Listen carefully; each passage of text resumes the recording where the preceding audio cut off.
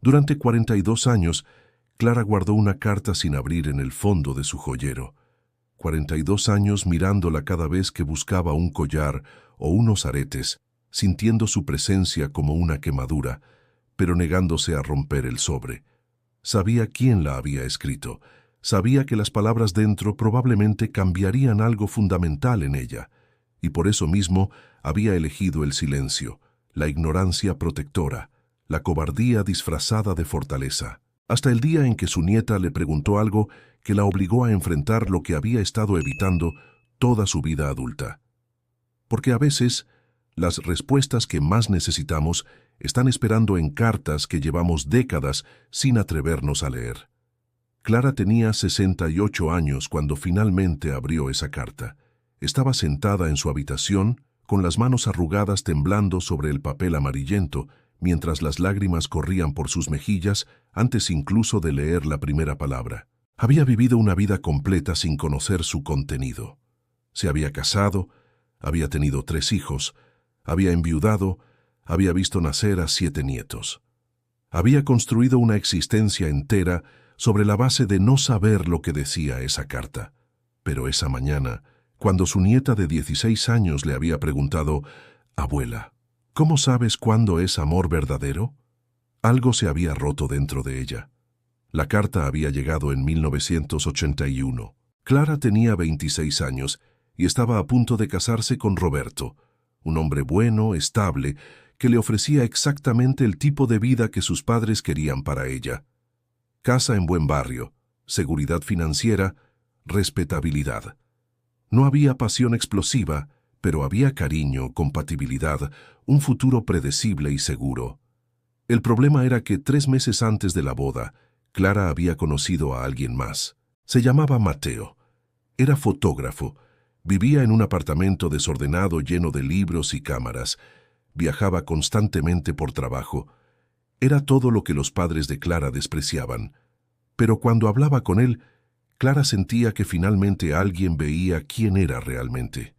Con Mateo hablaba de arte, de sueños, de lugares lejanos. Con Roberto hablaba de hipotecas y planes de pensión. Durante 3 meses, Clara había vivido una doble vida. De día era la prometida perfecta. De noche se encontraba con Mateo en cafés oscuros. Caminaban por la ciudad hasta el amanecer. Se besaban bajo farolas como adolescentes. Mateo nunca le pidió que dejara a Roberto. Solo le preguntó una vez, «¿Eres feliz?». Y Clara no había podido responder. 2 semanas antes de la boda, Mateo desapareció. Se había ido a una asignación fotográfica en otro país. Clara sintió un alivio mezclado con devastación. La decisión había sido tomada por ella. Podía casarse con Roberto sin la tentación de Mateo cerca, pero 3 días antes de la boda llegó la carta. El sobre tenía matasellos de París, el nombre de Mateo escrito en el remitente. Durante horas, Clara había sostenido la carta sin abrirla. La había puesto sobre la mesa, había caminado en círculos alrededor de ella. Había levantado el sobre contra la luz, tratando de leer algo a través del papel. Pero entonces pensó en Roberto, en sus padres, en los 200 invitados, en toda la vida que estaba a punto de comenzar, y pensó que si abría esa carta tal vez no tendría la fuerza para seguir adelante con la boda. Así que la guardó sin abrirla. La escondió en el fondo de su joyero. Y 3 días después se casó con Roberto, sonriendo para las fotografías mientras en su mente se preguntaba qué decían esas líneas que nunca leyó. Los primeros años del matrimonio, Clara pensaba en la carta constantemente. Pero con el tiempo, los pensamientos se espaciaron. Llegaron los hijos, las responsabilidades, las rutinas que llenan la vida, hasta que ya no hay espacio para preguntarse por caminos no tomados. Roberto había sido un buen esposo, no perfecto, pero bueno. Nunca la había hecho sentir esa electricidad que sentía con Mateo, pero le había dado estabilidad, compañía, una familia. Cuando murió de un infarto 5 años atrás, Clara había llorado genuinamente.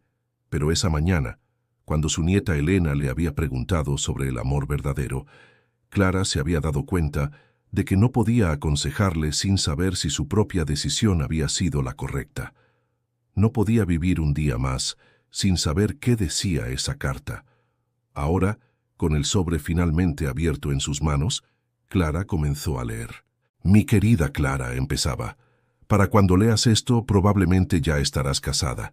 Espero que seas feliz. Espero que Roberto te dé todo lo que yo no podría darte. Pero necesitaba escribir esto, aunque solo sea para mí mismo. Mateo escribía sobre el mes que habían pasado juntos, sobre cómo cada conversación con ella había sido revelación, sobre cómo la había visto florecer cuando hablaba de los lugares que quería visitar, los libros que quería escribir, la vida que soñaba vivir. Escribía que la amaba precisamente por esa inquietud en ella, esa chispa de rebeldía que trataba de esconder. Pero Clara, también sé que te aterroriza decepcionar a tu familia, y entiendo ese miedo. No hay respuestas fáciles. No hay un camino que sea obviamente mejor que el otro. Clara tuvo que detenerse para limpiarse las lágrimas. Las palabras que había temido durante 42 años no eran una declaración desesperada de amor eterno. Eran algo mucho más complejo y honesto.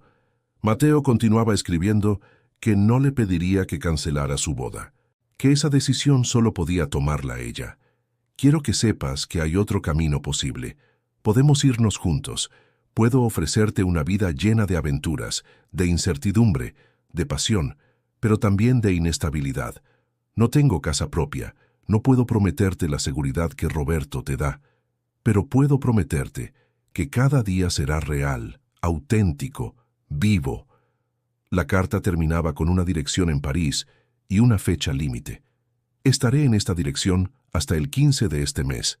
Si apareces, sabré que elegiste la aventura sobre la seguridad. Si no apareces, entenderé que elegiste el camino más sensato. Cualquiera que sea tu decisión, Clara, espero que te haga feliz, porque una vida vivida cumpliendo expectativas ajenas no es vida en absoluto. Clara miró la fecha en la carta. El 15 había sido exactamente 2 días después de su boda. Pero la verdadera razón por la que no había ido, se daba cuenta ahora, era que en el fondo ya había tomado su decisión.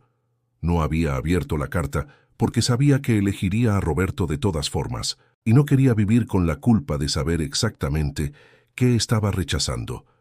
Durante los días siguientes, Clara investigó qué había sido de Mateo. Se había convertido en un fotógrafo reconocido internacionalmente. Sus imágenes habían ganado premios. Se había casado tarde con una periodista francesa. Tenían una hija. Había muerto 3 años atrás en un accidente.